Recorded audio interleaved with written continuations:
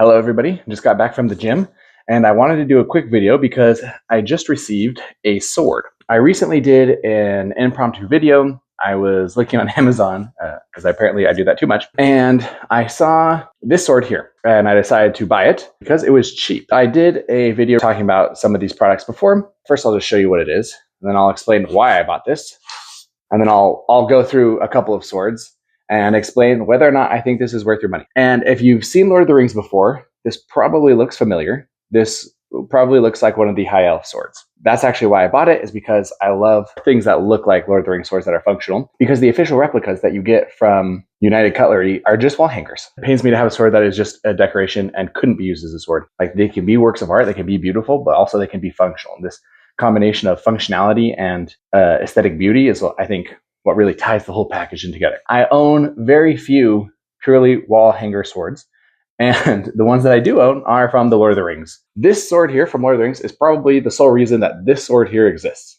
Historically, there were swords kind of like this, and there's been a little bit of debate about which sword this was based off of. I think it's beautiful. The detailing on the Lord of the Rings swords is just incredible. A few things to notice about this sword that makes it stand out. You can see here that the handle length is roughly half the size of the total sword, which is something that you very rarely see. One that comes to mind is a Japanese style sword called a nagamaki, like a katana style blade with a handle that is just really long. And so the sword overall is pretty big. It's bigger than your standard katana because the handle is so long.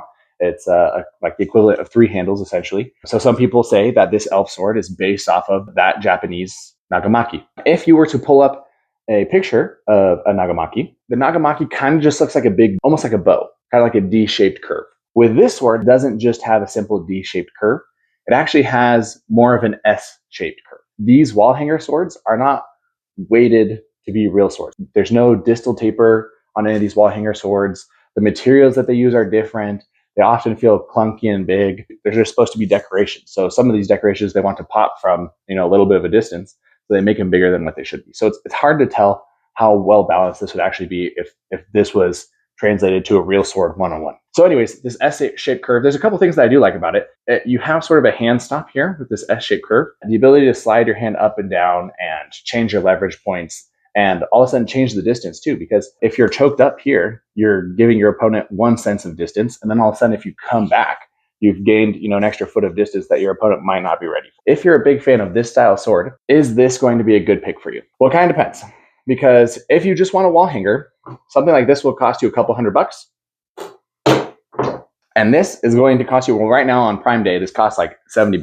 So I wish I had waited an extra day or two before buying this. Full price, I want to say it's like 86, I think, 86, 79, something around there. So either way, this is not incredibly expensive. However, there's one thing after grabbing it and handling it that is immediately apparent, and that is this handle is almost completely square, and it feels terrible. It feels terrible. I hate it. I hate the handle so much, just the way that it feels. It's so blocky, and it rocks in your hand like an incredible amount.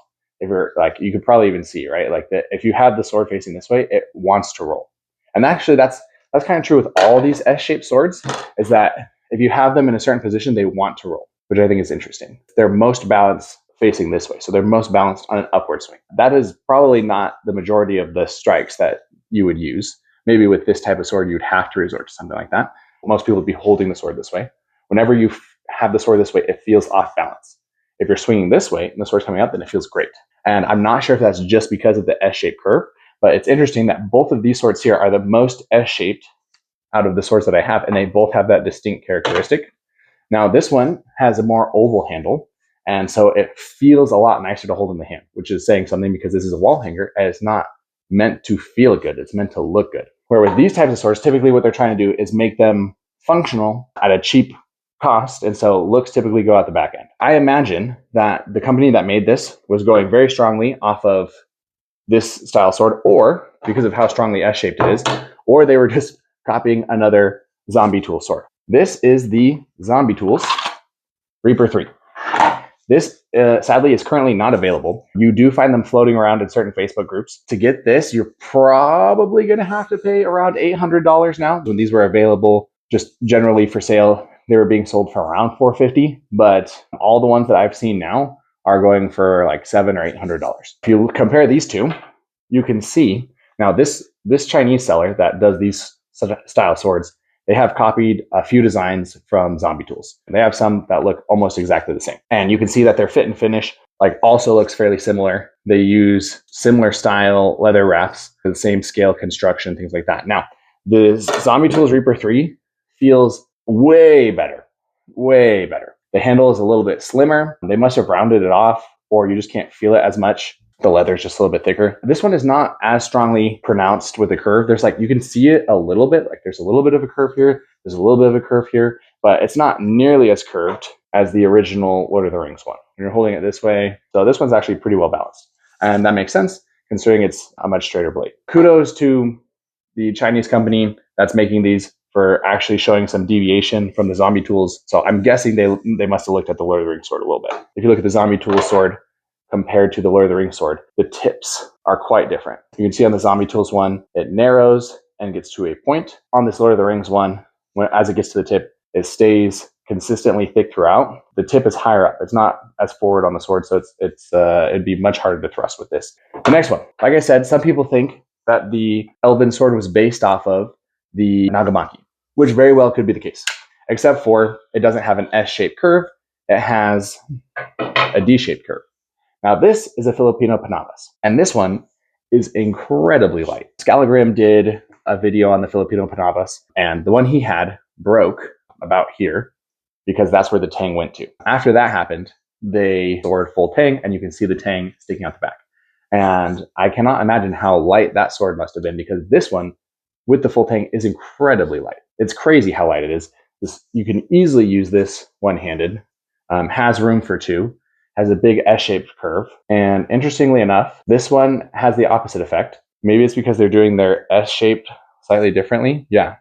But this one, if you hold this way in the upward swing, it wants to roll the other way. And when you hold forward, as you would with most swords, it feels a lot better balanced. The Filipino one is a little bit smaller, and it's a little bit more expensive. Currently sells for $339 US. When you're looking at these two, this one here costs $80. It feels terrible in my hand. Terrible. Like, I hate holding it. This one, super light, super nimble, not blocky. That's the biggest thing here. Out of all these swords, this is the only one that has a blocky handle. And just having a blocky handle with this shape and this weight, it just feels absolutely terrible. Now, there's one thing I would say about this particular sword, and that it has no real handguard. So it is very easy for you to accidentally choke up and go too high on the blade. At least this has like an inch or two of ricasso. So the blade doesn't start until about here. But there was one time where I just handed this to someone. I was like, here you go, you can start cutting. And one of the first things they did is they just accidentally choked up and cut themselves a little bit on the finger. That is something to note about this particular sword, is that you do have to be careful, because it is very easy. Like this doesn't even stop your hand from sliding. Like if you are not careful and you thrust something, your hand is going to go up on this for sure. Be careful with that. Now, the last one I'm going to show is this one. Well, I suppose let me take off my homemade duct tape sheath that I have here. And this is a sword that I had custom made. This was before any of these swords were available, before the traditional Filipino one, before the Chinese one, before the Zombie Tools one. I really wanted a sword that was similar to the Lord of the Rings Elven sword that I could go swing around and use and have fun with. Got this custom made by a smith.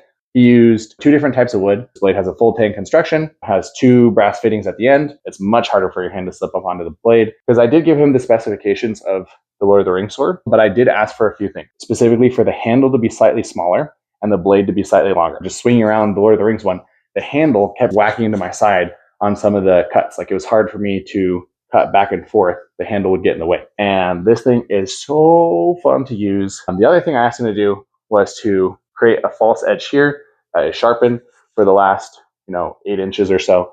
So to do some back edge cuts. And I think actually this design here is easier to use, and I think more effective than having the handle halfway. Of course, I haven't been specifically trained with that type of sword. I know there are, like I said, there are historical swords with the handles that long, and maybe they have some additional techniques that I don't know how to use. Just wanted to show you guys a couple of different style that resemble this Lord of the Rings sword, but that are functional. Now, as far as price goes, you can't beat this. However, these fittings here are very sharp. It's very squared off. It's very abrupt, very easy to scratch and cut yourself on this side here. So you do have to be careful. Like I said, holding this is not fun. Some of the other swords that I bought from this company, like I bought the Rat Bastard one, I bought the Xiphos, I bought like a Tonto from them, and none of them were this blocky. If you're looking for a sword that is like a functional version of the Lord of the Rings swords that you can wave around and have fun with, I would probably not recommend this. Even though it's so much cheaper, it's just so uncomfortable and just so poorly balanced that this is not a joy to use. This is not. That being said,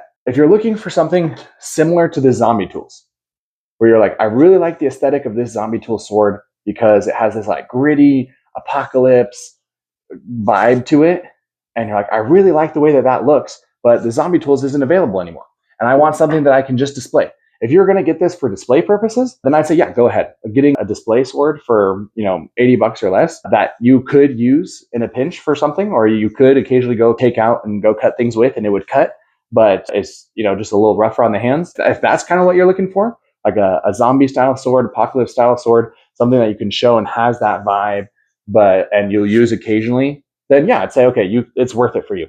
But if you're looking for something that's like a joy to use, this is not it. This is not it. And I cannot recommend it for that. Hopefully that helps you guys decide if you should buy this thing or not. That being said, for any of you people that stuck around and decided that you guys want this sword, I am willing to give it away. I'm willing to mail it to you. So, I've done one sword giveaway in the past. I'll do a sword giveaway for this as well, because I already have some L-style swords, ones that are actually specifically for decoration. So I don't need this for decoration. And I have some that look like this that just feel better to hold and use. So I'm not ever going to use this. So if you think you would like this and you would use it and you would enjoy it, I'll give it to one of you. I have no idea how many people are going to watch this. Maybe 6. And maybe only one of you will want it. Maybe nobody will want it. Throw it in the comments and I will pick somebody at random, and then we will somehow get in touch, and then you take a picture, send it to me to let everyone know that you got it, and I will post it. So, don't send me weird pictures. All right, that's it for this. Hope it informed you on if this is a purchase for you. Goodbye.